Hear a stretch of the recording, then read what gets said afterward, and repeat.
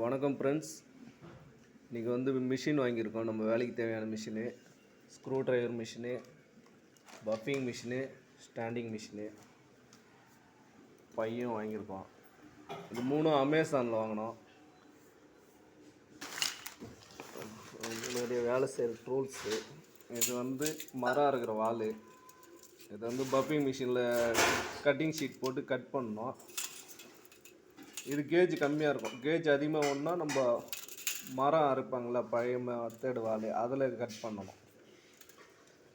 இவன் யுனேஷ் சின்னவன் 6வது படிக்கிறான். இவர் தீபக் 7வது படிக்கிறான்.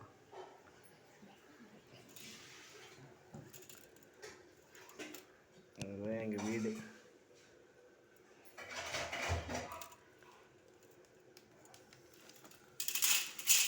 எல்லா பொருளும் வாங்கிட்டோம்.